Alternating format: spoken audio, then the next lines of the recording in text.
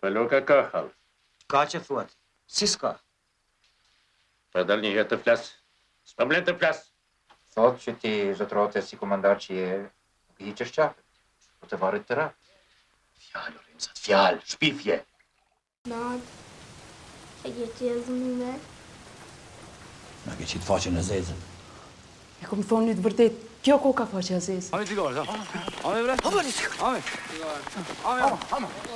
Ami cigare, se.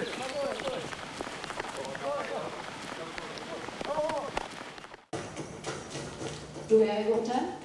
Po, Qka ko? e kom gjanë, Pse? se më bani shore.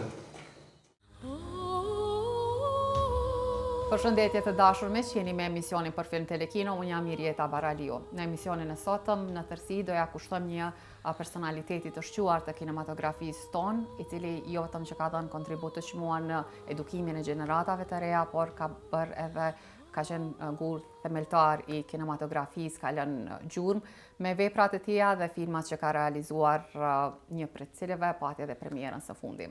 Unë me shumë kënaqësi me të bisedoj për çmimet Oscar, është një i mirë edhe i kinematografisë së huaj, jo vetëm asaj tonës, mirë po sot do të fokusohemi edhe do të flasim edhe për filmat tanë. Kam nderin dhe kënaqësinë e madhe që këtu ta kem të ftuar për të bashkëbiseduar profesorin Isa Qosja. Kënaqësi e madhe që t'jeni këtu, t'jemi bashkë në Telekino. Edhe për mu s'kemi biseduar gjatë dhe kisha dëshirë të bisedojmë për kinematografi ashtu hapur, që është bisedojmë bashkë. Patjetër, me shumë dëshirë gjithmonë me ju. Ku jemi Kosova dhe Shqipëria për momentin sa i përket kinematografisë, çka po ja merr mendja?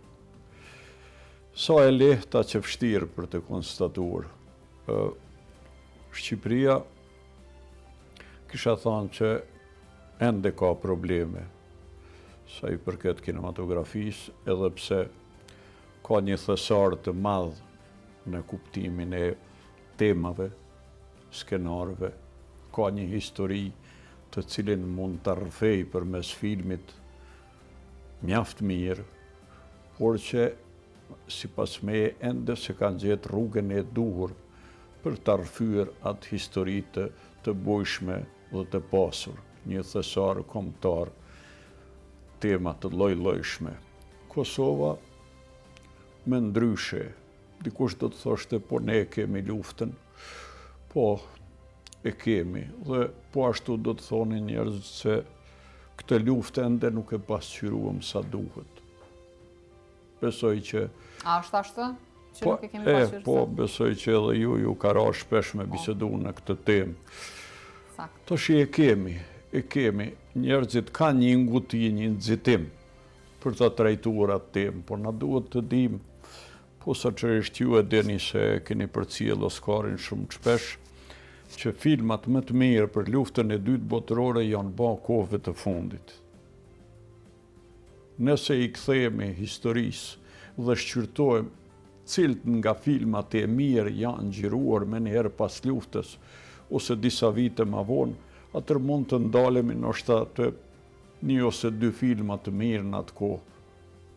Ura mbi lumin Kuaj që ka qenë një prej filmave të mirë për luftën dhe ndonjë tjetër, por jo edhe aq. Dhe filmat më të mirë pastaj u xhiruan disa vite më herët, tani për luftën e dytë botërore. Do me thonë s'është vonë asnjëherë për të bërë filma për luftën, apo jo? Duhet pritur, unë mendoj që shiquesi duhet nga pak të harroj ato që i ka pa në televizione, ato që i ka lexu. Televizionet tash janë shumë ekskluzive, shkojnë në vendin e ngjarjes, cilin pamje, ka dokumentar, ka shumë çka që janë të fuqishëm. Dhe ne kisha thënë duhet pritur edhe për këtë fakt. E dyta, për të bërë një film të luftë, ata janë filmat kostimor, kushtojnë. Përvoja jonë nuk është aq e mirë në këtë temë. Nuk është. Pastaj kostoja. Pra, janë kodra do faktor që pa mundsojnë tani një film kvalitativ, flasim për një film të nivelit të pranueshëm. Jo vetëm artistikisht, por në përgjithësi edhe me informacion edhe me përmbajtje. Sa u përket zhanreve tjera, konsideroj që Kosova ka shpalos tema aty këtu të rëndësishme, me shumë autoriale, sepse tema të përgjithshme, tema të cilat mund të thonë diçka më tepër për atë që ndodhë të ne dhe me ne. Por që atë që është bërë deri tani, ka kuptim, ka rëndësi, është piknisje. Pra, kanë marrë skenat ndërkombëtare, kanë marrë informacion të duhur për njerëzit që merren me këtë punë në Kosovë. Ne i kem shiju skenat ndërkombëtare sa i përket sukseseve në kinematografi dhe unë mendoj që ne kemi një gjenerat të mirë të kineastëve.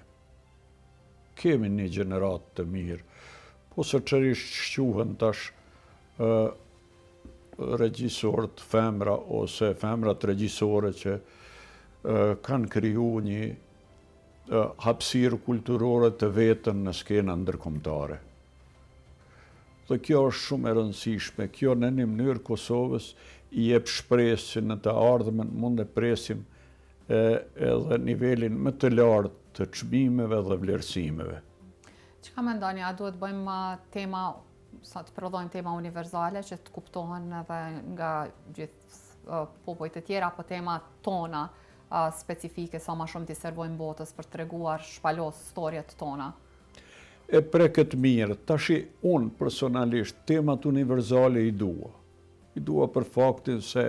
E gjem veten çdo qytetari po, botës. edhe kanë një gjatësinë. Në kinematografi... Edhe janë më të pranueshme në festivale. Po, e vërtet. Të pranueshme, po edhe me vonë, ato dëshmojnë të njëjtën gjë.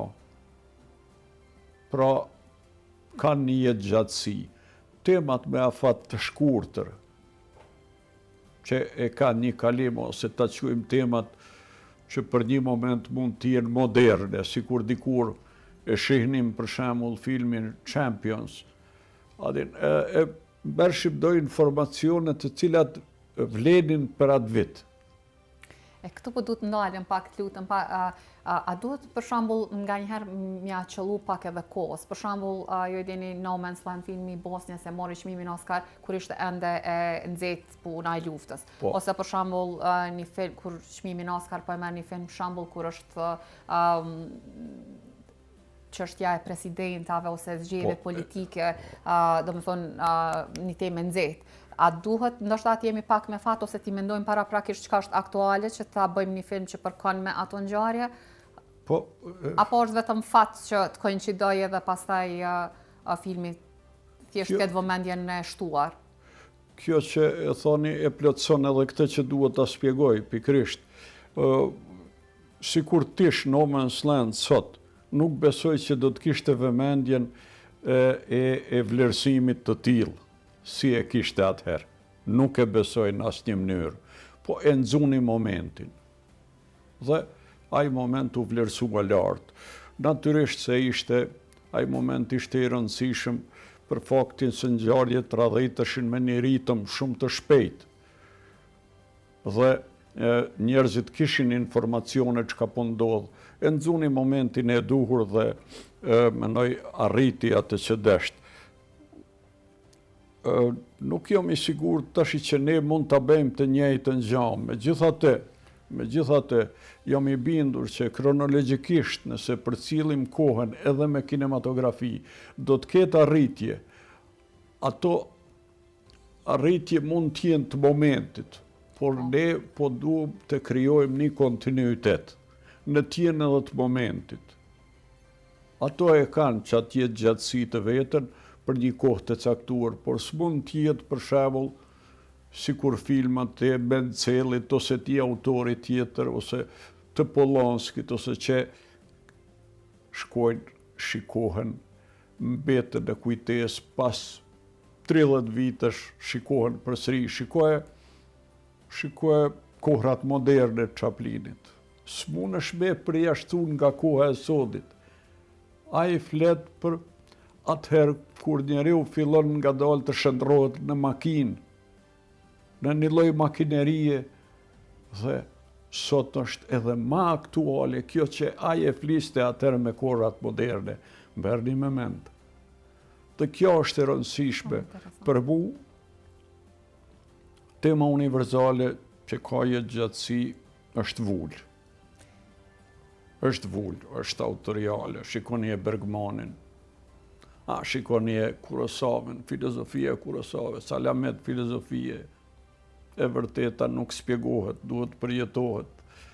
Kështu këto funksionojnë, po ky është nivel etash shumë i lartë i kulturës kinematografike. Megjithatë, unë mendoj që njerëzit ngadalë do ta zbulojnë vetën brenda kësaj situate, brenda kësaj teme, ose brenda këtij trendi. Trendet kinematografike ndrojnë kohë pas kohe. Këtu po du pak të ndalëm, lutem, a duhet këtë regjisori kontinuitet, a këtë vullën e ti në çdo projekt filmik, apo varësisht prej ndrimit trendeve kinematografike, të provoj të ndryshoj të bëj diçka të retë, mos them eksperimentale që nuk e ka bërë në projektin e kaluar, shembull? Kam një shpjegim shumë të thjeshtë. Ai që don të arrijë shumë shpejt, edhe mundet të provoj përmes trendeve të arrijë qëllimin. Sepse përmes trendeve natyrisht arrihet më shpejt. Ai që don vullë autoriale, ai duhet të duroj, ta them kështu, të qëndroj mbi veprat vet, me këmbgulje. Mund të mos jetë trend sot, por një ditë i vjen radha dhe kur shpaloset ai si autor, do t'i vjen radha veprës së tij. Ka plot autor veprat e cilëve kanë hyrë në fuqi artistike, në invazion artistik tek disa vite më vonë. Shumica pasi kanë ndru jetë, ndoshta filma që nuk janë parë, ma herë ma kanë hyrë mesin e 100 filma më të mirë në gjithë botën. Ashtu, pikërisht ashtu. Prandaj unë po them, a duhet as duhet, tash varet edhe prej pjekurisë, njerëzve që e konsiderojnë vetën që duhet me njëherë dëshmohen, apo të ecin ka dalë në kinematografi përmes një sigurie autoriale e cila është gjithnjë ma stabile, ma domethënëse, ma kuptim plotë, ma premtuese për mendimin tim. Filmat e juaj definitivisht kanë vullën tuaj origjinale edhe njifen. Unë pasha projektin e fundit filmik. Mund të na tregoni të lutem se i preferoni planet e mdha, të më thënë gjëra, e ma pak ndoshta agroplanet. A është kjo një sekret i juaj? Një vlerësim shumë i drejtë dhe një vlerësim i dikuj që natyrisht komunikon me filmin shumë shpesh. Po, e konsideroj që natyra është po aq e rëndësishme sa edhe fati i njeriut në lidhje me njeriun. Dhe e konsideroj që natyra është pjesë përbërëse e fatit njeriut. Plani i përgjithshëm, qoftë natyrë ose qoftë hapësinë e gjerë, dëshmon për cilësinë e njeriut në të hapësinë. Dhe mendoj që spontaniteti brenda gjendjes shpirtërore dhe asaj fizike shtrihet, flen ma mirë, nxjerr vend më të përshtatshëm në plan të përgjithshëm. Plani i afërt ka një rrezik gjithmonë. Meqense se pasqyron shpirtin e njeriut përmes syve, të cilët i shohim shumë qartë dhe komunikojnë me ekranin. Atër, instalimi i atij planit në plane tjera është gjithnjë më i vështirë. Sepse plani që vjen pas tij duhet ta ketë njëjtin emocion. Ose plani paraprak duhet na përgatit për një gjendje emocionale. Dhe plani i afërt është mjaft i rrezikshëm për njerëzit që punojnë në kinematografi, për regjisorët, për autorët, për aktorët. Nuk është i lehtë për ta përmbledhur në përmbajtjen e një skene e cila mund të jetë dramatik ose çfarë do qoftë ajo, dhe unë e konsideroj që në një mënyrë i frigohem planit të afërt. I frigohem thjesht dhe kërkoj që edhe në planin e përgjithshëm shiquesi ta gjen emocionin e duhur. Ta gjen përmes asaj që i thom ne lojë trupit. e sheh. Chaplini i madh ka thonë, qyre, unë s'kam nevojë për plane të afërta, sepse unë njëjtin efekt e arrij me lëvizjet e mia. Dhe është e vërtet.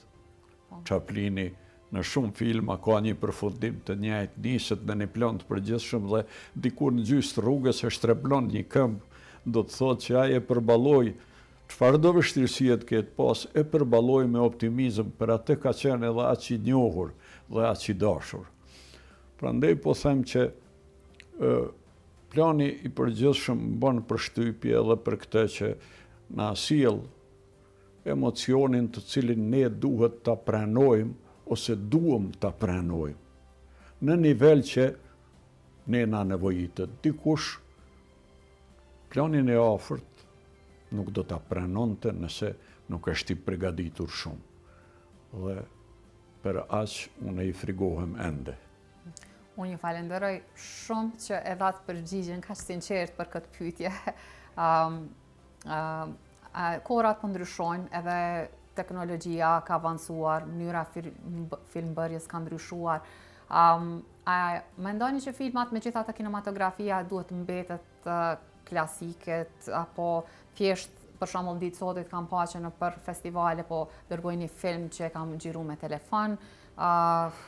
Është qëllimi që ta ruajmë këtë mënyrën e deri tash me të filmbërjes, apo thjesht provojmë gjëra të reja me qëllim se tash është koha e klikimeve, koha sa më shumë të mbledhim shikues, jo vetëm kinema, por është një kohë më ndryshe që po i shpalos një gjëra të cilat janë esenciale në kinematografi. Mbaj mend vitet e hershme të 70-ta, kur Brando me një grup aktorësh të mëdhenj kanë protestu kundër videorekorderit. Dhe kanë thonë, e futët kinema në shtëpi dhe tash aroma e filmit do të humbet. Sepse nëse hyn kinemaja në shtëpi, atër na jem padron të kinemos. Na jem ata që e diktojmë filmin. Nuk është filmi ai që na dikton gjendjen ne. Është shumë e vërtet kjo. Pse? Sepse ti tash e ke një telepilot në dorë, e ndërpren filmin, shkon e freskohesh, kthehesh përsëri e vazhdon. Cila arome filmit është kjo? Nuk është. Pra, unë jam i thari asaj që e flisnit ju, Cinema Paradiso. Cinemaja, filmi, duhet të jetë padroni hyni, duhet të na disponoj ne derisa ne jemi në kinema. Dhe mendoj që ne duhet të respektojmë këtë sipas mendimit tim. Të gjitha këto që për mendimin tim mund të quhen eksperimentale, janë simpatike. Fjala simpatike e dini çka do të thotë. Jam shumë i bindur, prandaj mbetet në atë nivel. E di që teknologjia ka arritje, mundet shumë çka me bën njeri tash, edhe shumë çka mund duket më atraktive.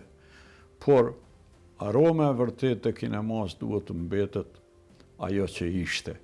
Unë ende ndroj një kinema me 50 ulse, disa njerëz që janë të fokusuar shumë në atë projektor, në atë ndriçim të veçantë, edhe të cilët komunikojnë me atë fotografi shumë më bindshëm se njeriu që disponon me teknologjinë dhe mënyrën se si me e pa një film. Shumë e vërtet. Keni, përveç që profesor, keni edukuar gjenerata të tëra, keni qenë të antuari juris edhe sfundi në Shqipëri. Po më intereson sa është vështirë për ta gjyku një film, një vepër për të thënë është e mirë ose jo, ose Isha në Vjenë para disa vitesh dhe takova Kristian Puiun. Ai është autori i filmit Vdekja e Zotërisë Lazareskut, një malamet filmi që kisha shumë preferenca për atë film edhe për autorin. Edhe në një moment në një konferencë për media ai tha, kam fillu mos me dasht filmin. Po pse, i tha. E sjell filmin në një festival, janë 3-4 vet ose 5, e vlerësojnë dhe ndodh që filmat e mirë nuk vlerësohen, fiton një film që është trend. A zhgënjën pastaj për regjisoren? Po, tha edhe kjo ka nisë me pengu shumë. Për të qenë, unë isha antar i juris për autorët që kanë filmin e parë ose të dytë. Shumë e vështirë. Spari e di që ata njerëz motivohen shumë nga një çmim. Dhe për të vlerësu, për t'i dhënë çmim dikuj e dikuj jo, është vërtet jo falenderuese. Nuk është mirë, nuk është. Me shumë vështirësi e pranova për të qenë antar i juris, po e pranova. Megjithatë edhe u desht me bë disa vlerësime, të cilat e konsideroj që ishin të drejta. Por megjithatë, po ashtu e konsideroj që disa nga filma ishin 9, ndoshta 5 prej tyre e meritojshin çmimin e parë. Por nuancat vendosnin. Të secili njeri, ne antar të juris, njëri mendon të për njërin, tjetri për tjetrin, dhe në fund arrishim një lloj konsenzusi ngushëllues ta quajmë për secilin. Po secili prej ne ishte edhe fitues edhe humës. E më shumë ti humës ata të cilët, po them, 5 për mua ishin për çmimin kryesor. Megjithatë u desh të përcaktohemi për njerin. E vështirë... Ashtë edhe pak fat, ndoshta se mandej kush fiton një hapën dyrt prej që ka marrë çmim, rrugtimi ti ma vonë është ma i lehtë, qoftë për të bërë filma tjerë të ardhshëm.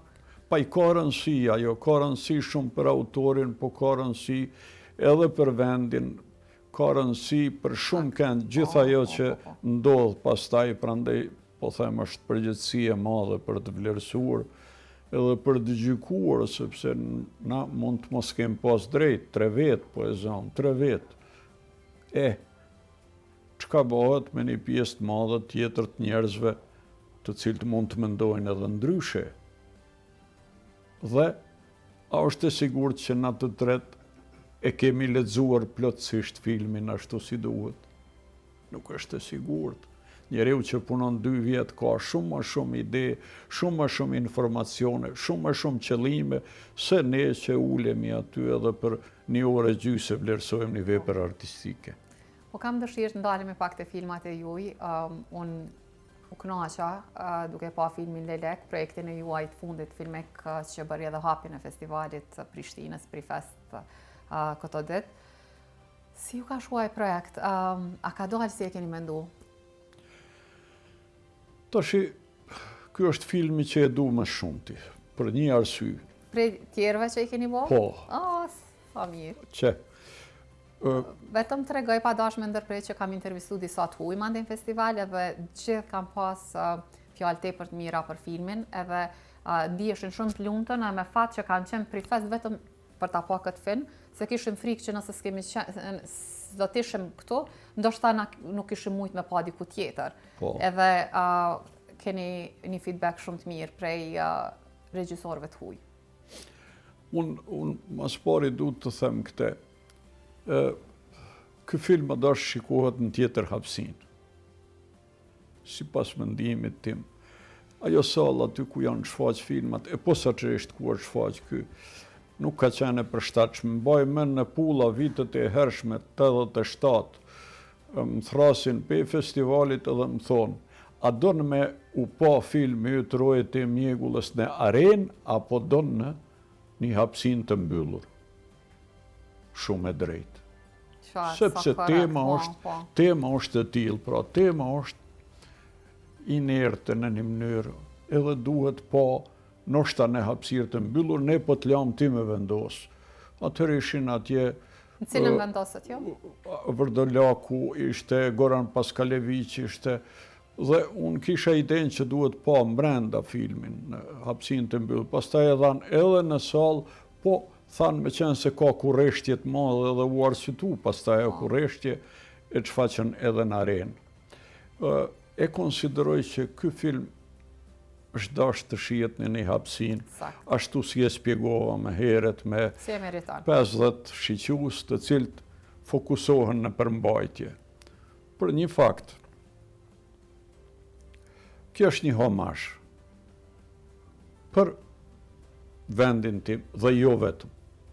Është për shumë fshatra shqiptare që zbrazen. për njerëzit që emigrojnë. Pra, nuk quhet lejleku, si thonë disa, po quhet lejlek. Ka tjetër kuptim lejleku, se është formë kallëzuese, lejlek ka tjetër kuptim. Dhe flet nuk është çështje bestytnie qysh e kanë vlerësu ai lejlek, nuk është çështje bestytnie fare. Unë atë e kom në film për një arsye.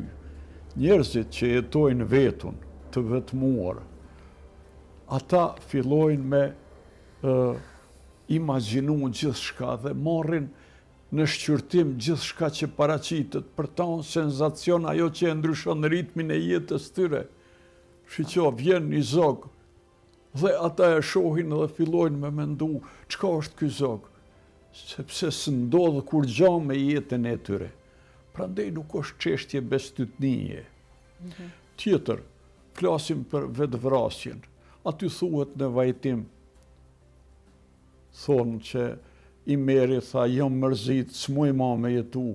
Po, është një arsye ta quajmë e asaj që mund ta mendoj në atë mënyrë. Po, vetvrasja është çështje se cilit shiqus në të merë, në të gjenë një arsye të vetën pse këtij njeriu i ndodhi kjo. Ajo është shumë na boni me mendu gjithë çka ndodhe, pse? E Dhe- bëri publikun me mendu, do thotë. Po.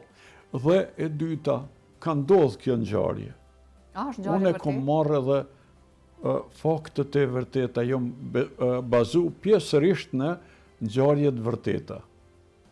Pra, as ajo gru nuk e din, as sot, ajo jeton sot atje, nuk e din pse ka ndodhur kjo. Por e din që e ka pa të mërzitun atë ditë, edhe për një herë ka ndodhur, dhe ajo ka jetuar në shtëpi vetun deri vitin e kaluar. Sa interesant çfarë storie. Shiko, edhe unë e kisha atë ngjarje si Në kokë. ngjarje të njerëzve që jetojnë në një hapësinë e cila është e mallkuar për bukurinë e saj. E mallkuar për bukurinë. Andaj, kom marrë këtë ngjarje. Kom marrë edhe situatat kur njerëzit, duke qenë vetun, duke mos qenë në veshtrimin e tjerëve, e krijojnë një grim shpirt, një grim anarki në shpirt, një shpirt pak të vrasht. Dhe ai merr 2 gra. Ai ka një arsyetim. Po megjithatë, të tjerë të arsyetojnë edhe më shumë, sepse vinë e jurojnë për gruan tjetër. Vinë e jurojnë. Megjithatë, ne lidhemi për fatin e gruas e cila s'ka mujt të arrijë atë që shumë gra e arrijnë një jetë, po megjithatë është shpirt dhe ajo dhe do një trajtim. Dhe aje ka atë trajtim njerëzor, por që një grim anarki në shpirtin e tij krijohet. Dhe kjo gjithnjë përsëri flet për njerëzit që jetojnë të izoluar, kur kush s'e marr kurrë me ta. Këtë desha me thënë, është një temë pa trajtuar shpesh në filma, Plotësisht. edhe që ndodh shumë shpesh, sidomos kohëve të fundit. Plotësisht. Unë kam bën përzierjen e zhanreve. Pra, të dramës dhe të komedisë së Nuk ka zezë. pëlqyer shumë ky lloj kombinimi. Asnjëherë komedi e pastër, por komedi e zezë. Pse e sheni edhe pleqt, me qenë se të gjithë të rinjt kanë shku në Amerikë dhe të gjithë të tjerët kanë shku në Amerikë pas tyre, kanë me të pleq. Dhe komedia e mosmarrveshjes e sjell në pa dramën njerëzore. Dhe çështja me pillullat është pikërisht komedia e mosmarrveshjes, sepse ti nuk e ke njeriu i cili mundet me ta quajmë deshifru gjanat siç duhet. Dhe ndodhin këto fatkeqësi. Prandaj, unë kom trajtuar një temë e cila ata njerëz, atë region, atë hapësinë shqiptare, të cilës i takojmë edhe ne, të gjithë, qoftë atje, qoftë diku tjetër, atë e ka pushtu vetëm zia, fatkeqësia, zëri i Hoxhës që shtrihet gjithanej bashkë me mjegullën, shtrihet në për ato skuta të relefit, i cili me gjithate është pjesë e shpirtit tonë e përjetimeve tona. Dhe unë e konsideroj që çdo situatë, qoftë edhe e rënde motivisht për të pranuar, qoftë edhe e trajtuar lehtas, nuk kom dasht ta trajtoj ndryshe, nuk kom dasht të bëj dramë të madhe prej situatave që kanë mujt të jenë drame fokusuar rënd. Jo, ate e kom lënë me vendos shiqusi. Nëse do ta pranoj si dramë të trajtuar me premisa pak më të fuqishme, apo do ta merr si dramë normale të pasojave të asaj që ndodh e që quhet emigrim. Një qarim fantastik, falenderit shumë për detajet që i ndatë me ne. Po procesi punës në përgjithësi, a je i kënaqur me ekipën e aktorëve, si ka shku gjirimi, lokacionet ishin fantastike, tepër të bukura. Po. Tashi, unë mund të them një gjë. Arta Dobroshi është një aktore që e njohim të gjithë. Por Arta Dobroshi në rrethonat tilla më ka frigu, por kur kam pa se çka mundet me ba, edhe si e merr seriozisht angazhimin e vet, karshi një personazhi, më ka fascinu. Praktikisht jam shumë i lumtur që ka qenë pjesë e ekipit. Shkumbini Srefi është një aktor i dëshmuar, i cili natyrisht me gjuhën e trupit luan mjaft mire, mjaft bindshëm. Dhe kjo me duhej te ai, e kërkoja te ai. Flonja Kodheli është një aktore e dëshmuar, por ka aty edhe njerëz të tjerë natyrshik që i kom marrë dhe nuk u kom sugjeru asgjë, po s'u kom thonë, ashtu si e nini veten, ashtu sjellnu. Dhe kështu shumica e tyre, pra 90% kanë vendos vetë për personazhet që i kanë luajt. Unë e kom qenë më shumë realizatori i shenjave, realizatori i kuptimit përgjithshëm që qëndron pas asaj mjegulli. Unë edhe Gokan Tiriaki kem punu në natyren e karakteristikave të kadrit, përmbajtjes së kadrit. Me Gokanin punoj në mënyrë të përsosur për këto gjana dhe kuptohemi jashtëzakonisht mirë. Dhe prandaj po them, kom patur mundësi që t'i lejoj vetës, qoftë edhe shkarje në këtë drejtim, për të arritur vetëm atë natyrshmëri që e ka kërkuar situata dhe e kanë kërkuar aktorë të cilët shumë shpejt janë adaptu me mjedisin dhe i kanë kaluar 17 ditë për aq sa ka zgjat gjirimi, 17 ditë në një ritëm jashtëzakonisht të rëndësishëm për ta, emotiv dhe artistik. Kam dëgju që në set jeni shumë bashkëpunues, edhe fleksibil, edhe i leni aktorës që edhe nëse bëjnë diçka jashtë skenarin, ndoshta më ndryshe, e çmoni naturalitetin e tyre. Edhe ajo u pa në film.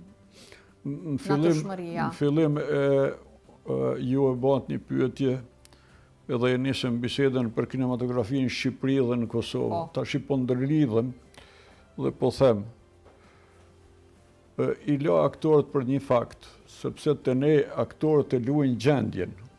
Në Shqipëri e luajnë tekstin. Dhe për aq përparësia e aktorëve tonë është më e madhe. Dhe në Shqipëri e dinë këtë. E thonë, të ju aktorët janë më të natyrshëm. Janë se e luajnë gjendjen. Ta luash gjendjen është dallim i madh prej asaj kur e luan tekstin. E sheh. Pak më artificial, pak më patetik del ashtu. E drejt. E këta që e luajnë gjendjen, dhe unë kërkoj vetëm atë, luajni e gjendjen, nuk kërkoj me tepër nga ju. Pra, nuk kërkoj as mbamendje tekstit precize që do të thosh, është një kallop mbi tekstin edhe atë kallop zguxojnë televizin. Mund televizin, natyrisht jo me keq përdor, por që mund televizin deri në nivele që pranohet në kuadër të personazhit, në kuadër të karakteristikave të personazhit. ajo çka ai përmban si personazh, atëherë duhet të fokusohet edhe përmes përmbajtjes tekstit, por që jo me lujt tekstin në asnjë mënyrë. A ke dëshirë mi pa gjatë ditës kur gjiron, për shembull atë pjesën editore, a ke dëshirë me pa në mbrëmje, më thonë, "Alë çka çka kemi bërë sot?" A e lën krejt në fund mandej materialin montazh? Në fillim shumë me qef, në fillim i shoh ato që i kom bën 2-3 ditë të para. Dhe në bazë të asaj e konstatoj a jemi në atmosferë të caktuar. Dhe në bazë të asaj atmosfere atëre e vlerësoj a duhet me pa ma tutja jo. Për ndryshe për mu atë atmosferë mes tjerash e bon edhe skenografia. Hapsina ku gjiroj për mu ka shumë rëndësi, nëse e një vetën mirë aty, po si njeri që e veshtron një ngjarje. Atëherë unë e pranoj atë fakt që ajo pjesë e kryen një detyrë shumë të madhe artistike në nivel të komunikimit, shiqusit, jo vetëm me ambientin, po pastaj edhe me njerëzit që hynë dhe dalin në atë skenografi.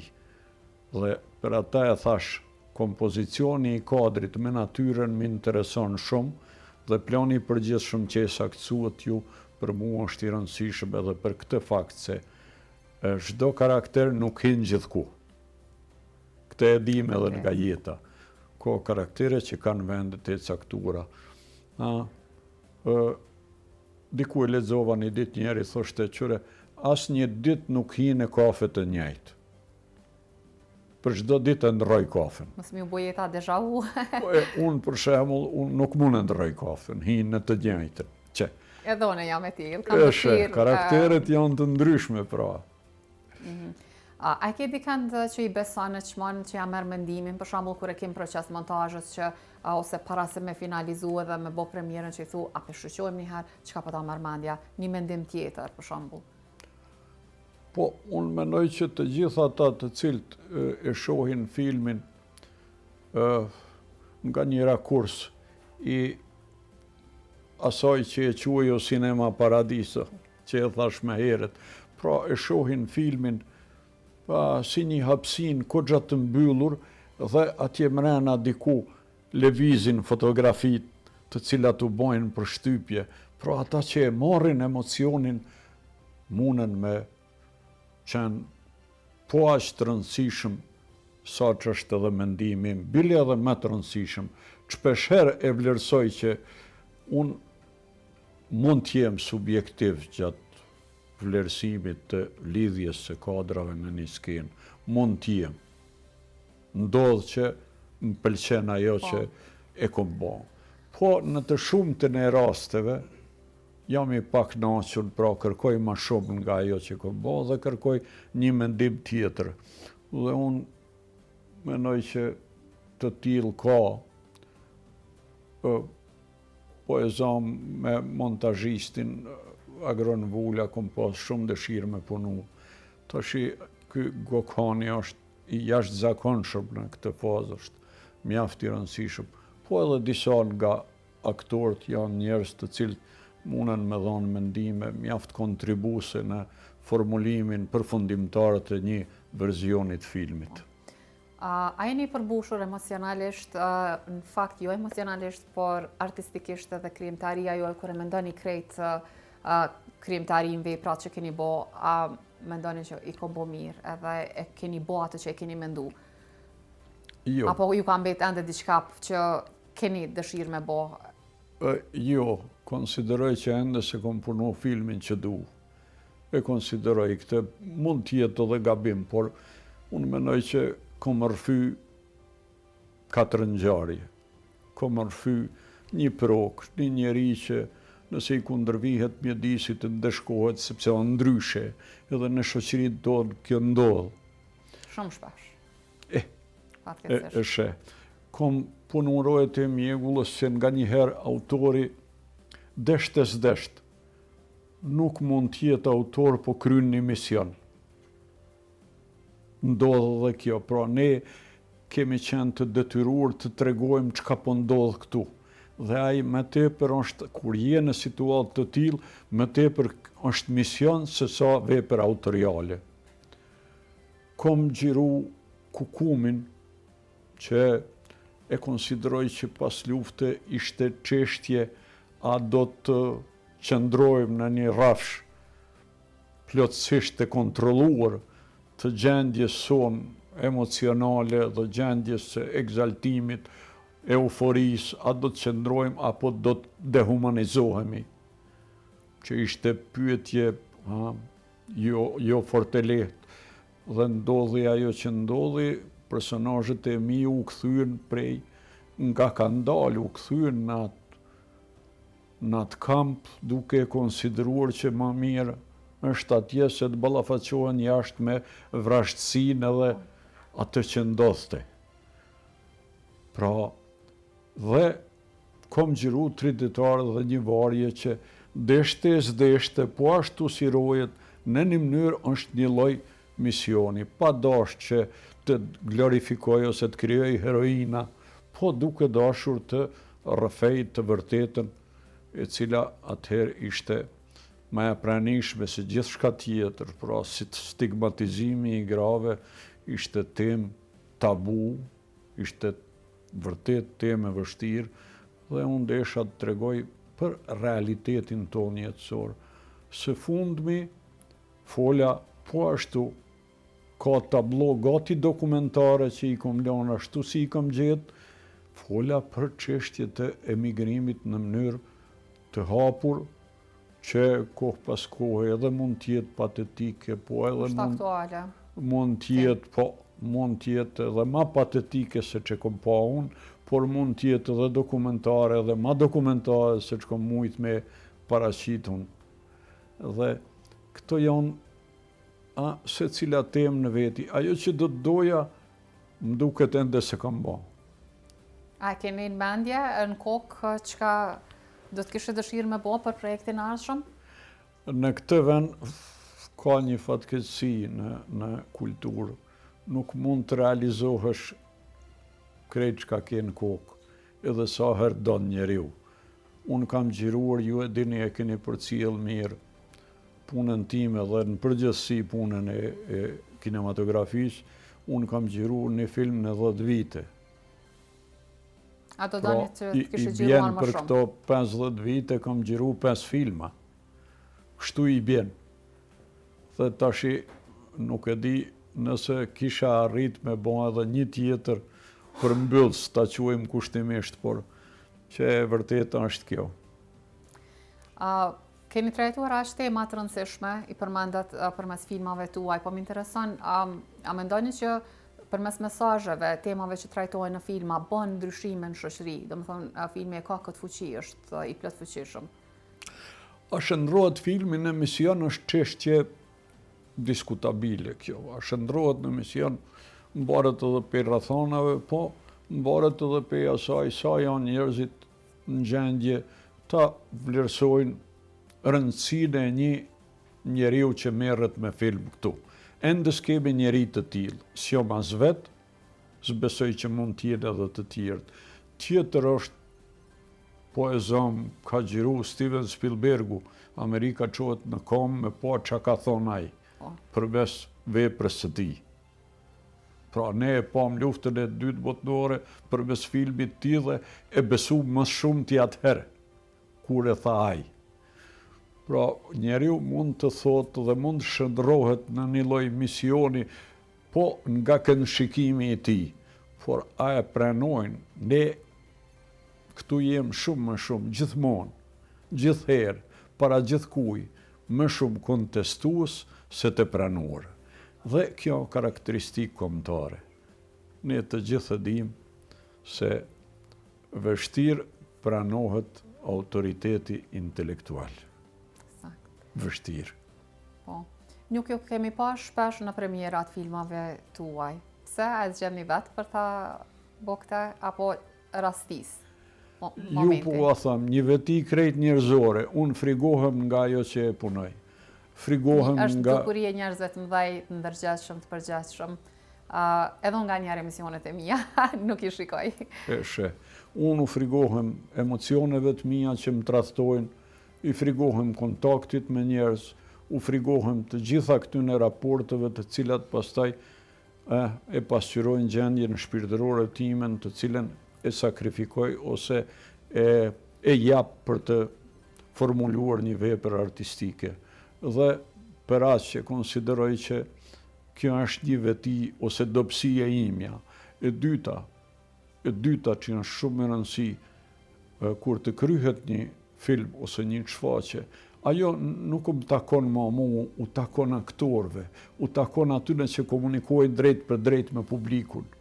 Unë do të komunikoj me publikun nëse komunikoj me një palë rroba, me flutur këtu ose kravatë dhe një elegancë, që kam vynë ajo elegancët rroba të komunikoj në këtë mënyrë. Jo, e kam përfundu një vepër, ua kam dorëzu atyne që do të komunikojnë atëherë me publik dhe kjo për mu ka rëndësi ma shumë se çdo gjë tjetër, se paraqitja ime aty.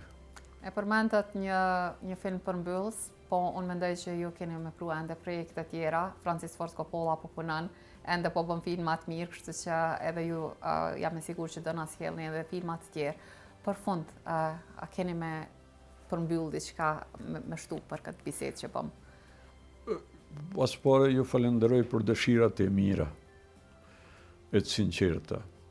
E dyta, ju falenderoj po ashtu edhe për faktin që më dhatë mundësi të flasë për një film për të cilin edhe s'do të kisha fol me shumë kënë. Është aty filmi, është bon për të komunikuar me njerëz. Nuk e kom me rëndësi tashi mu shprej me atë terminin u pëlqy, s'u pëlqy. Nuk e konsideroj valide as vlerësim, as not, as këte e pëlqeu se pëlqeu. Unë bëra atë që deshta homazhin për një vend, për njerëzit që emigrojnë dhe për pasojat që vinë pastaj pikrisht falë kësaj. Dhe kjo është për mu me rëndësi që mujta me ulladhon edhe shpjegimin tim ose ta them arsyetimin tim për një pasqyrim të tillë të gjanave përmes artit kinematografik. Unë ju falenderoj shumë për kohën, për kontributin që keni bërë në vazhdimsi dhe po vazhdoni akoma dhe që na keni përgjedhur neve për të bashkëbiseduar. Të dashur miq, këtu po e përmbyllim këtë emision, po shpresoj se jeni ndarë sa të pak të informuar, të kënaqur dhe ne takohemi prapë javën që vjen me mysafirë të tjerë. Mirupafshim.